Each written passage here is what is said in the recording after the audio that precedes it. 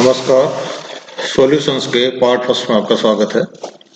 सबसे पहले सॉल्यूशंस कहेंगे किसे किसे कहते हैं उसकी डेफिनेशन।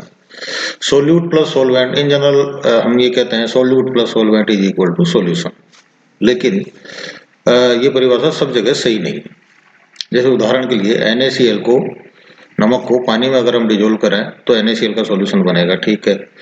ऑर्गेनिक सॉल्वेंट में किसी ऑर्गेनिक सॉल्यूट को यदि हम डिजोल्व करें तो हमें ऑर्गेनिक सॉल्यूशन मिलेगा, ठीक है। तो इस हिसाब से सोल्यूट प्लस सॉल्वेंट वाली परिभाषा सॉल्यूशन के लिए ठीक नजर आ रही है। लेकिन यदि हम नमक को बेंजीन में घोलना चाहें तो वो उसमें डिजोल्व नहीं होगा। तो इसका मतलब क्या हुआ, यहाँ NaCl का एक सोल्यूट है, बेंजीन का एक सॉल्वेंट है, तो solute plus solvent is equal to solution नहीं हुआ। इसलिए डेफिनेशन हम क्या देंगे, a homogeneous mixture of solute and solvent is called a solution. यानी सोल्यूट और सॉल्वेंट का विलेय और विलायक का समांगी मिश्रण विलयन कहलाता है, ठीक है। अब सॉल्यूशन कितने प्रकार के होते हैं?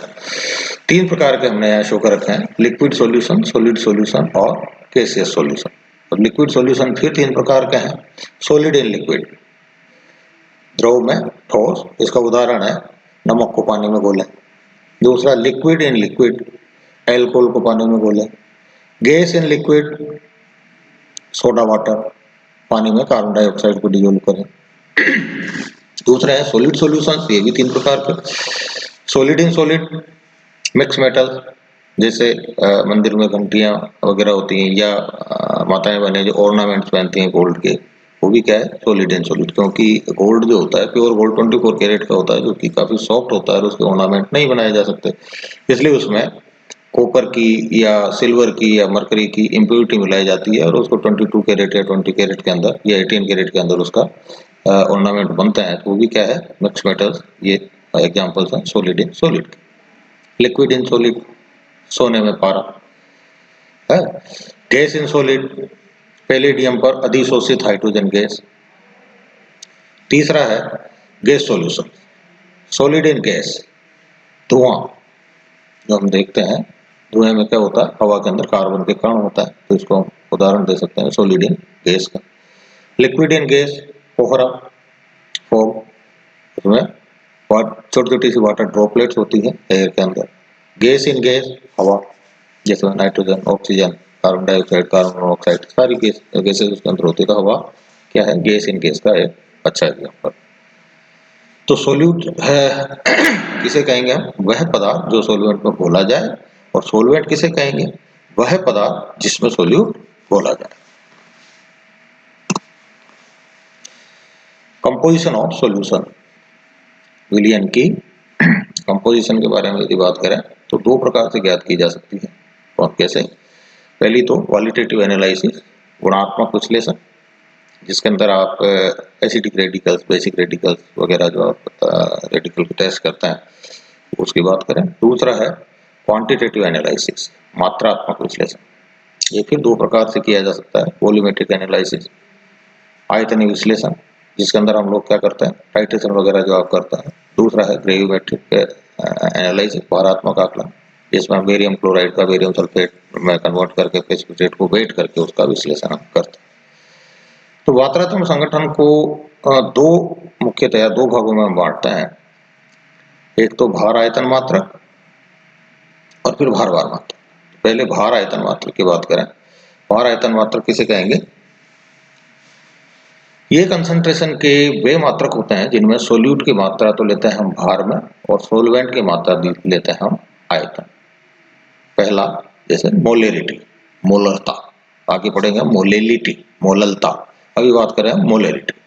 मोलेरिटी की डेफिनेशन क्या होगी, 1 लीटर विलियन में उपस्थित पदार्थ के ग्राम मोल की संख्या।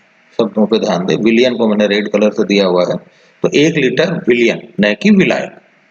तो 1 लीटर विलियन से हमारा क्या तात्पर्य है, नीचे डायग्राम के अंदर आप देखें, पहले बैलेंस दी हुई है, उसके ऊपर रख करके हमने पदार्थ को तोला, फिर हमने उसके बगल में दिया हुआ एक मेजरिंग सिलेंडर 500 ml का, उसके अंदर 500 ml, 1 लीटर, 100 ml, जितना भी आपको सोल्यूशन बनाना है वो हमने लिया। लेने के बाद में उसने हमारा जो तोला हुआ पदार्थ है, सोल्यूट है, उसको उसके अंदर डाला और फिर उसके अंदर पानी डाला, पानी या जो जिस भी सोल्वेंट आप बना रहे हैं वो सोल्वेंट उसके अंदर डाला, और इतना डाला कि उसके अंदर वो घुल जाए। डाल करके चौथा डायग्राम हाथ में पकड़ रखा है अपन ने और उसको हिला रहे हैं, हिला करके हम उसको डिजोल्व कर लेते हैं। जब हमारा सोल्यूट डिजोल्व हो गया, कंप्लीट डिजोल्व हो गया, तो अब आखिरी स्टेप में हम क्या करते हैं, जो हमारा फ्लास्क है उसमें जो मार्क लगा हुआ है वहां तक हम सोलवेंट को भरते हैं। यानी टोटल जो वॉल्यूम है सोल्यूट और सोलवेंट दोनों का मिला करके वो कितना होना चाहिए, 1 लीटर।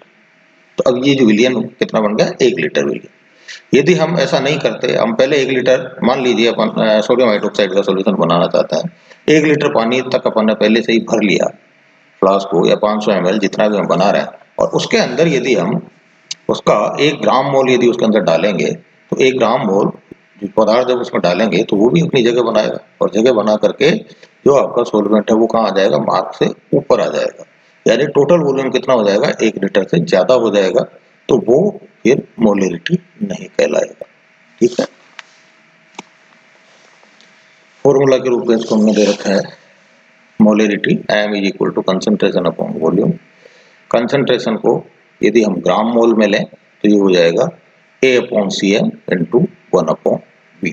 यहाँ पर ग्राम मोल क्या है, weight in gram upon molecular weight, यानी A किसी शो कर रहा है ग्रामों में भार को, और CM molecular weight, V volume है, A वेट इन ग्राम और CM है मोलिकुलर वेट। दूसरी डेफिनेशन बात करें, पहले अभी बात की हमने मोलरिटी की, अब बात करते हैं नॉर्मेलिटी, नॉर्मलता। यहाँ पर भी वही बात, 1 लीटर विलियन, न कि विलायक, 1 लीटर विलियन में वहां था पदार्थ की ग्राम मोल की संख्या, या होगा ग्राम इक्विवेलेंट की संख्या, यानी ग्राम तुल्यांकों की संख्या। फॉर्मूला इसका होगा N is equal to concentration upon volume, यानी N is equal to A upon C into 1 upon V। यहाँ पर भी A क्या है, A है वेट इन ग्राम, CE है इक्विवेलेंट वेट, V वॉल्यूम, और gram equivalent weight A upon C। तीसरी चीज आती है फॉर्मेलिटी, फॉर्मलता। किसे कहेंगे, 1 लीटर वही विलियन, 1 लीटर विलियन में पदार्थ के ग्राम फॉर्मूला वेट की संख्या, ग्राम अणुसूत्र भारों की संख्या, ये कहलाएगी फॉर्मेलिटी। तरीका वही रहेगा जो नॉर्मल मोलरिटी में रहा या नॉर्मेलिटी में रहा।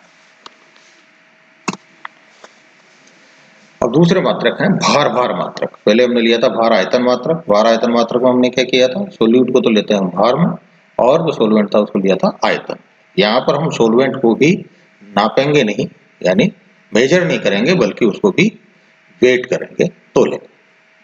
तो सोल्यूट व सोलवेंट दोनों को भारों के रूप में दर्शाते हैं।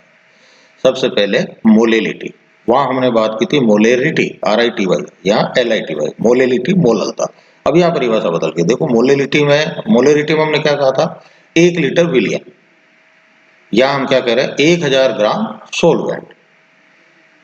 1 लीटर भी नहीं, दो चीजें आ गई यहाँ पे, एक तो 1000 ग्राम और दूसरा सोल्यूशन नहीं बल्कि सोलवेंट। तो 1000 ग्राम सोलवेंट में विलेय पदार्थ के ग्राम मोल की संख्या, यानी 1000 ग्राम सोलवेंट अलग लेंगे और उसके अंदर तोल करके जो भी सोल्यूट है वो हम ऊपर से डालेंगे, तो ये कहलाएगी मोलेलिटी। और फॉर्मूला इसका हो गया, स्मॉल m से हम इसको शो कर रहे हैं, small m is equal to A upon CM into 1000 upon B।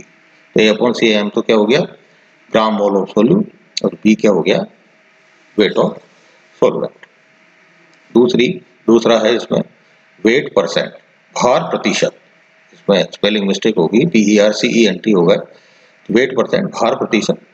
किसे कहेंगे, 100 ग्राम सॉल्यूशन, फिर यहाँ ध्यान दें, यहाँ सोलवेंट नहीं है, 100 ग्राम सॉल्यूशन में घुले हुए पदार्थ की ग्राम में मात्रा। जैसे यदि आपको कहा जाए तो 5% शुगर सॉल्यूशन बना है, तो आप 100 ml पानी लेकर के उसमें 5 ग्राम चीनी नहीं घोलेंगे, तो क्या करेंगे, आप करेंगे 5 ग्राम शुगर लेंगे और 95 ग्राम पानी लेंगे, दोनों का कुल मिलाकर के भार होना चाहिए 100। तो ये कहलाएगा भार प्रतिशत, वेट परसेंट। मोल फ्रैक्शन, मोल भिन्न, सॉल्यूशन में विलियन में किसी घटक के मोल की संख्या व सॉल्यूशन के सब घटकों के मोल की संख्या का अनुपात। ठीक है, जैसे एग्जांपल लें, सोलवेंट के हमारे पास में है मान लीजिए Na मोल और सोल्यूट के हैं Nb मोल, तो सॉल्यूशन के कितने हो गए, दोनों को जोड़ दो, Na प्लस Nb। ठीक है, सोलवेंट के Na, सोल्यूट के Nb, तो सॉल्यूशन के कितने हो गए, Na प्लस NP। अब हम बात करें कि सोल्यूट के सोलवेंट का मोल फ्रैक्शन कितना होगा। x से इसको रिप्रेजेंट करें तो x इज इक्वल टू, ऊपर क्या लिखेंगे आप, सोलवेंट के मोल की संख्या। सोलवेंट का मोल फ्रैक्शन निकाल रहे हैं ना, तो जिसका निकाल रहे हैं वो आ जाएगा ऊपर और नीचे आ जाएगा टोटल, सोल्यूट और सोलवेंट का टोटल, तो यानी Na plus NB is equal to x। x का मान y के बराबर हो सकता है बशर्ते Na और NB बराबर हो। ऐसे ही सोल्यूट का मोल फ्रैक्शन क्या हो जाएगा, जहां हमने Na लिया था सोलवेंट का, वहां तो सोल्यूट का NB ले लो, तो y is equal to NB upon Na plus NB। यहाँ पर x y के बराबर नहीं होगा यदि Na NB के बराबर नहीं।